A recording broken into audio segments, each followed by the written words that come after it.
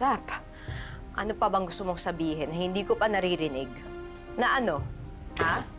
Na hindi mo alam kung paano napunta yung panty ni Trixie doon? Na walang nangyari sa inyo sa Singapore? It's the same lies over and over again, Marco! But it's the truth. Ikaw lang to ngayon makinig sa akin eh. To be honest, hindi pa talaga ako ready makipag-usap sa'yo. Huwag mo ako i-pressure. O hanggang kailan ako maghihintay sa'yo, Vanessa? Hindi ko alam! Basta umalis ka na! Eh, nagsasabi naman kasi talaga ako ng totoo. Ikaw lang ayaw makinig sa akin. Marco, umalis ka na! Hindi, kailangan ko Hindi explain nga, yung sabi side ko, ko, Vanessa. natutulog yung mga bata, Wala naman Marco. kasi akong ginagawa. Nag-aaway na naman po ba kayo? Mami, baka po pinapaalis si Daddy sa house natin. Dahil po ba may iba na siyang babae? Luigi, anak. Maniwala ka sa akin, okay? Kailangan mo maniwala kay Daddy. Si Mami mo lang ang mahal ko. Wala akong ibang babae. Eh, ba't ka pinapaalis si Mami sa house natin? Anak, si daddy mo matutulog lang kay lolo pati kay lola. Di ba sinabi ko na yan sa inyo kahapon? Liar, Mami! Ba't ka? Luigi! Di mo nga kausapin ng ganyan yung mami mo, ha? No! You both liars!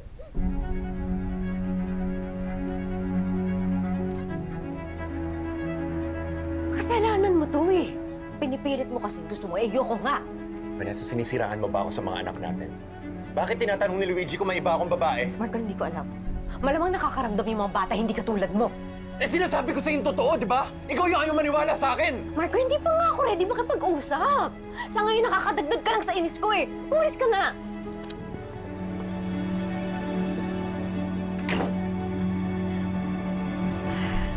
Utang na loob, tantanan mo na si Marco.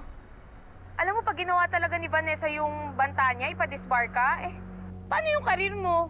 Sayang yung pinag-aralan mo eh. Akala mo ba, hindi ko naisip yun, ha? Siyempre, ayoko mawala ng lisensya. Ang taong kong pinaghirapan yun, eh. Alam mo, magbakasyon ka na lang muna dito sa Iloilo. Samahan mo ko. Let go of Marco. He's not worth losing your license. Ano ba yun? I have to clear myself kay Vanessa.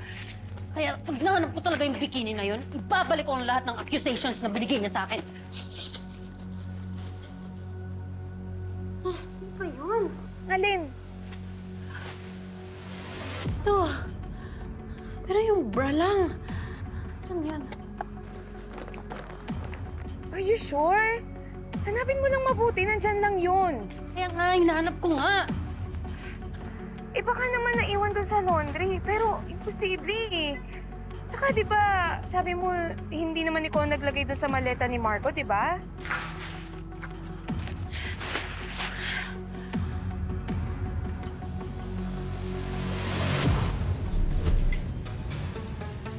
Ba't bukas to? Ito ang di nakalock. Kaya may kumuha?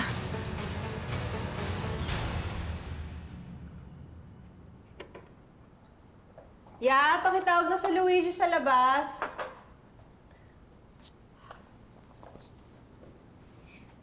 Ate, mabuti naman hindi mo na kinausap si Kuya Marco. Malamang bubulahin ka na naman nun para lang makipagbati sa'yo.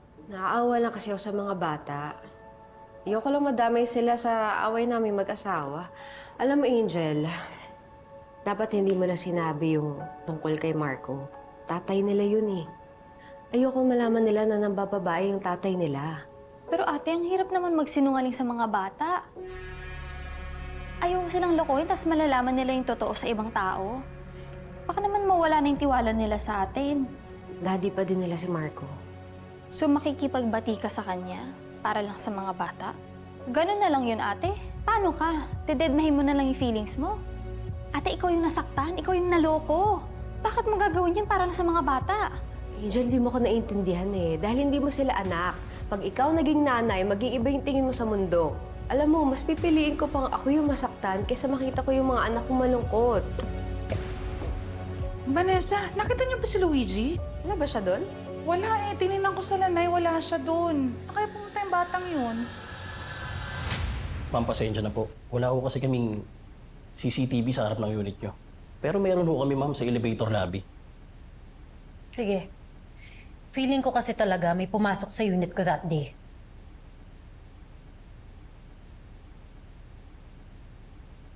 Wait, wala naman ako nakikitang ganyan magdamit sa floor namin. Ma'am, hindi ko kita yung mukha niya eh. Halatang iniiwas niya ako sa camera. Reset. Stop. I-zoom mo yung bag. That looks familiar. Kaya, baliwata! Tartig ha! Lumabas ka dyan! Gus! Lumabas ka dyan! You! Stop there! Luigi!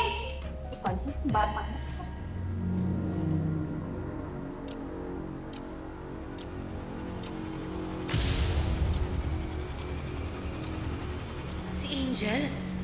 Siya ang kumuha ng bikini ko? Nakita mo? Wala siya sa taas. Chinek ko na rin yung bakanteng kwarto. Wala din siya dun. Wala din sa labas.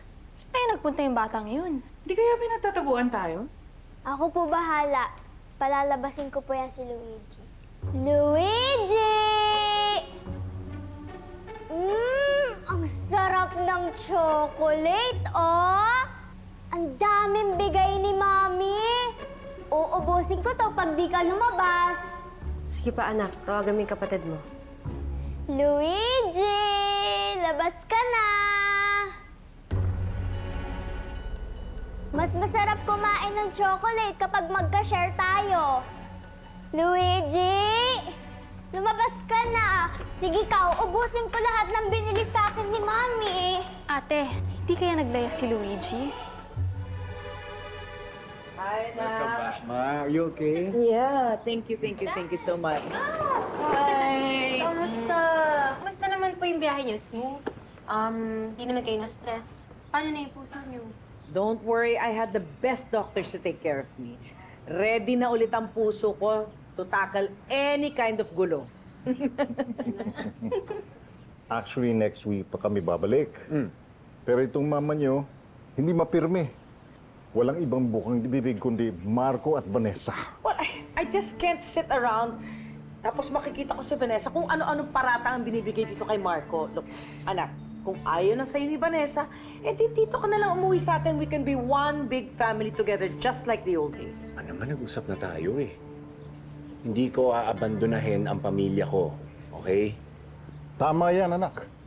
Huwag kang tumigil hanggat hindi kayo nagkakaayos ng asawa mo. Yes. If you really love Vanessa, you fight for her. Or if you really love her, then set her free. Kung ayaw na rin naman sa'yo ng tao, huwag mo na ipagsiksikan ang sarili mo. Dito ka na sa bahay, we will love you. Like a whole family, just like before.